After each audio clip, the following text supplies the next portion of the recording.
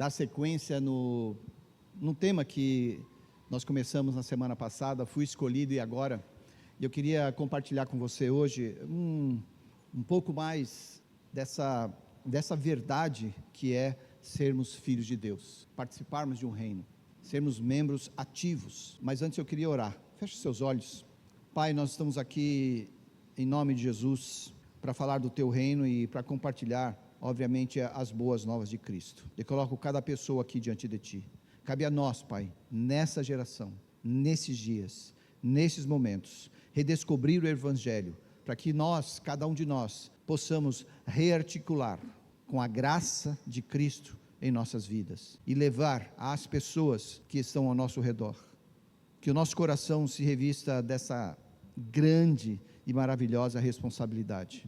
A responsabilidade que a tua palavra nos dá, que o teu Evangelho nos mostra, que Jesus demonstrou para nós. Sabemos que as pessoas que nos encontram, entram nas igrejas, elas entram para escutar e ouvir a respeito do reino de Deus, das boas novas do Senhor. Que as nossas palavras não sejam apenas gritos de agonia, gritos de angústia e coisas da alma, mas que reflitam aquilo que o Senhor verdadeiramente quer de nós, que a gente possa cada vez mais mostrar em nossa vida. Eu oro para cada um que está aqui, Senhor Deus, nesta manhã, assistindo também, como vivemos e com quem nós nos comunicamos, que é o Senhor Jesus. Obrigado pelo seu amor, pela sua entrega a cada um de nós. Amém, amém e amém. Eu quero começar com você lendo um versículo, que é um dos versículos assim, que mais as pessoas conhecem, eu acho, ao redor da terra, que é João 3,16. Se você trouxe a sua Bíblia, como deveria, ou abre aí no seu celular, em João 3,16. Baixa um aplicativo da Bíblia. A gente estava comentando aqui com o pastor Gabriel hoje, ele gosta, eu também gosto de fazer muito isso, de escutar a palavra. E a minha, ela vai trazendo, então eu vou lendo, vou escutando, e é muito gostoso você fazer isso. Então baixa aí aplicativo, se você não sabe qual, vem falar com a gente. João 3,16 diz assim: porque Deus amou tanto o mundo, outros dizem mundo de tal maneira, que deu seu único filho, para que todo aquele que nele crer não pereça, mas tenha a vida eterna. Talvez você já tenha até memorizado esse versículo, porque Deus amou o mundo, a gente repete muito ele aqui, é uma declaração do Evangelho de Deus para as nossas vidas, é uma declaração do amor de Deus para cada um de nós, né? Então, a maioria aqui deve conhecer esse versículo de memória, de cor, porque Deus amou tanto o mundo, que deu seu único filho, para que todo aquele que nele crer não pereça, mas tenha a vida eterna. A gente sabe que o Evangelho é boa nova, a boa nova de Deus, do Deus que servimos e que buscamos servir, melhor dizendo. Mas quem é esse Deus? Se alguém parasse você na rua e pedisse de você um conceito, quem é esse Deus? Será que nos acostumamos demais? E aqui é o meu ponto de hoje, talvez seja o principal esse aqui, será que nós nos acostumamos demais com esse nome, a ponto de não darmos o valor que ele merece? A pessoa para você na rua e fala assim: me fala sobre Deus, quem é esse Deus para você? Qual é o seu conceito? Qual é o seu relacionamento com ele? E a gente precisa estar atento a isso. Então, quem é esse Deus e como ele ama o mundo? Porque nós acabamos de ler isso, discutimos o que ele fala e que ele nos mostra, para que a gente, indo às lutas, às batalhas, às circunstâncias da vida, tenhamos aí as ferramentas para podermos vencer as nossas pequenas, grandes batalhas. Mas eu preciso saber quem eu sou em Cristo. Eu preciso saber e conhecer quem é esse Deus, porque Deus, você pode fazer uma pergunta com esse versículo, você só põe uma interrogação no final. Por que Deus amou o mundo de tal maneira que deu seu único filho, para que todo aquele que nele crê não pereça, mas tenha vida eterna? E você responde tirando a interrogação, só colocando um ponto lá, repete o versículo, ele te responde: Deus amou tanto você. Mas você quer saber o que está acontecendo hoje? Nós perdemos a nossa sensibilidade espiritual, temos perdido, melhor dizendo, a nossa sensibilidade espiritual, de receber em nós esse agrado do Senhor, esse abraço do Senhor, esse reconhecimento de que, obviamente isso não é geral, existe sim aqueles que continuam buscando o Senhor de uma forma maravilhosa, mas a humanidade perdeu. Você falar de Deus hoje, parece que você está falando de histórias da carochinha. Você falar do sobrenatural de Deus hoje, parece que você se assusta ou nem se assusta, porque você já vê tanto, filmes da Marvel, filmes da DC, as grandes produções cinematográficas, tem tanta coisa espiritual, tanta coisa maravilhosa, que quando você lê na palavra, você fala assim, talvez.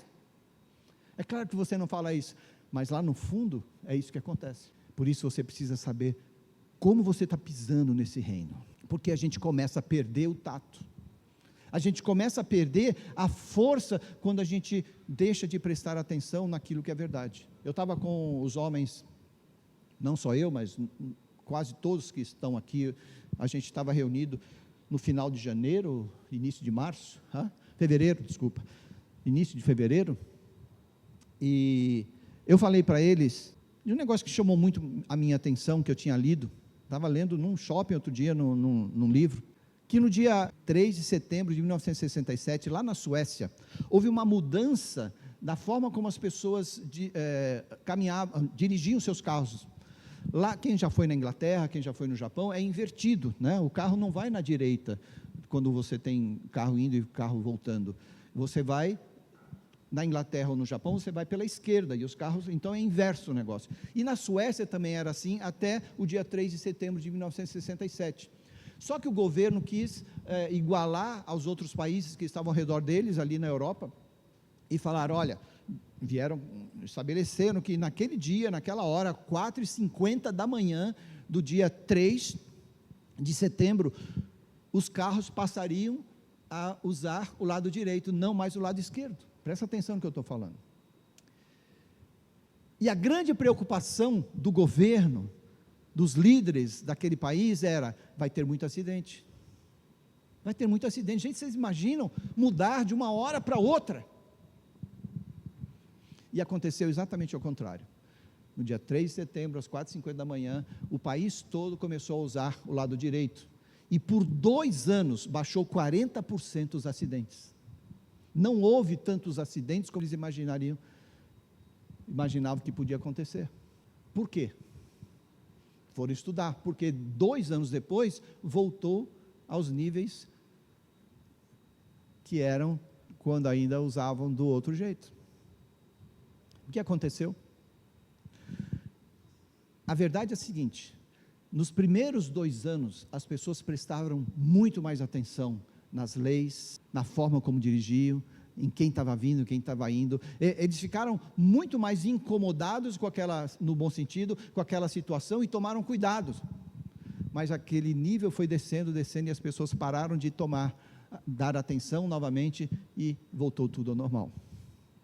E por que eu estou falando aqui isso?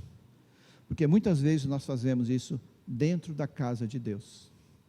Nós conhecemos a palavra, você veio, você pulou, você leu, você ficou feliz, você mudou de vida, você chorou, você se esparramou na presença de Deus, você chorava e Deus respondia, aquela coisa maravilhosa do primeiro amor, que não deveria ter segundo amor, deveria ser sempre assim. Só que depois de um tempo, a gente vai relaxando, e a gente vai relaxando. Gente, eu estou com 66 anos, indo para 67.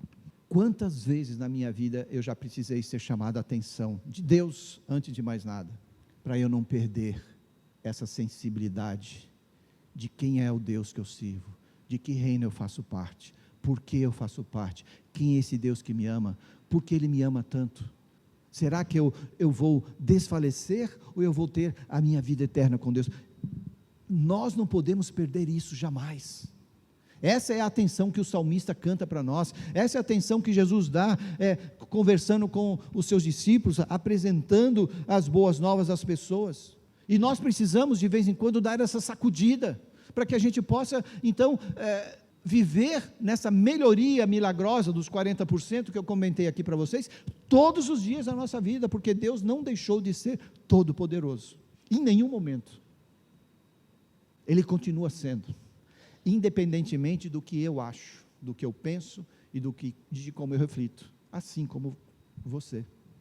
Então, eu quero convidar você para esse novo chacoalhar de vida, para que você seja diante de Deus e olha, você não é mais ignorante desse assunto, desse entendimento. Eu estou passando para você algo que a palavra de Deus nos ensina. Então, é necessário você dar essa sacudida. De vez em quando, é preciso mudar um pouco. Se você gosta de ler só o Antigo Testamento, lê o Novo Testamento. Se você gosta de um ou de outro, lê os dois. Se você gosta de alguma música que vai chamar a sua atenção para fazer com que você reflita, faça isso, mas dê essa sacudida para que a sua vida produza algo que precisa produzir, diante de Deus, diante da sociedade. Eu me torno responsável quando eu prego uma palavra como essa, assim como você se torna quando você escuta. Tem uma sociedade, gente, e vocês viram aí o que aconteceu nas 2 últimas semanas, e ainda está acontecendo. As pessoas perderam a noção de quem nós podemos e precisamos adorar. Acham que construindo imagens, fazendo caretas e fazendo isso, fazendo aquilo, isso traz essa alegria passageira na vida e no coração das pessoas. Eu não estou dizendo que o carnaval não é bonito, o carnaval é lindo, as cores, a confecção, tudo aquilo é muito bonito, mas é festa da carne, não é festa para Deus. Traz prazer, traz um monte de prazer, mas acaba no dia seguinte. Então, nós somos humanos, nós sabemos isso. Eu quero convidar você a refletir nessas coisas. Chegou a hora, mais uma vez, de você dar uma sacudida nas coisas. Eu quero convidar você para se levantar. Essa palavra que eu trouxe para você, mais uma vez, é uma palavra curta, mas é uma palavra de responsabilidade. Uma palavra que traz para nós uma conscientização que muitas vezes você nunca teve. Você já foi chamado por Deus, você já foi escolhido por Deus, separado por Deus, reservado por Deus, está sendo instruído por Deus. E daí? Você foi escolhido, e agora? O que eu quero dizer é que você está inserido no reino de Deus. Tem espaço para crescer? Tem espaço para se tornar o que você foi criado para se tornar? Tem. Sabe quem vai agradecer isso? Lá na frente, você mesmo, diante de Deus, porque Deus não vai mudar, quem precisa mudar e ser transformado somos nós. Deus é o mesmo ontem, hoje e sempre.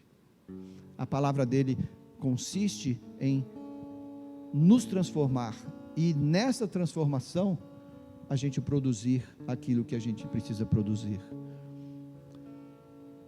Quando você começar a dar fruto, você vai ver que Deus vai dar umas podadas. Daí você acha, puxa vida, mas não, Deus só está corrigindo a árvore. Deus só está corrigindo a árvore, porque Ele quer e espera que você dê mais frutos. Amém? Curva a tua cabeça, fala com Deus aí. Qual é o teu conceito de Deus agora?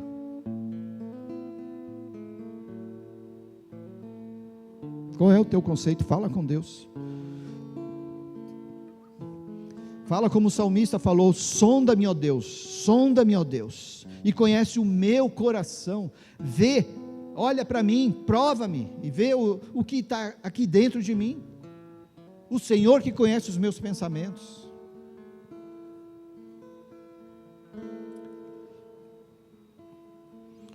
Porque Deus amou tanto o mundo, que deu seu único Filho, para que todo aquele que nele crê, não pereça, mas tenha a vida eterna. Senhor, no nome de Jesus, nós nos colocamos na tua presença. A gente diz que muitas vezes a gente sabe, que a gente conhece, que a gente já pensou nisso, que a gente já resolveu isso, mas o Senhor diz: eu sou o Todo-Poderoso. Daí a gente para e fala: Senhor, sim, Tu és o Deus Todo-Poderoso. Ajuda-nos na nossa pequenez, na nossa fraqueza, nos fortalece para que a gente possa compreender essa verdade e vivê-la todos os dias da nossa vida. Eu oro para que o Senhor venha e preencha o coração de cada pessoa que está aqui, que o Senhor venha nos instruir pelo Teu poder, pelo poder do Espírito Santo que está em nós, pela Sua graça, e que através de nós, outras pessoas possam também Te conhecer. no nome de Jesus. Amém, amém e amém. Eu quero que você saia daqui hoje com uma pergunta, para si mesmo, tá? Qual é o meu conceito de Deus? E o que eu vou fazer com isso? Tá bom? Não é para pesar, é para você descobrir como Deus é bom e maravilhoso. Você vai sair, quando você começa a conversar com este Deus, do jeito que a gente está falando aqui, de uma forma muito mais tranquila. Você sabe que você é fraco, você sabe que você é pecador, mas pela graça do Senhor você foi restaurado, redimido, abençoado, fortalecido, instruído, e você tem um discernimento desse mesmo Espírito para começar uma transformação que antes você não cria que poderia acontecer. E você quer saber, outras pessoas olhando para você também acham, não tem jeito. Mas diga para si mesmo, tenho jeito com Deus em mim. Amém? Deus abençoe você.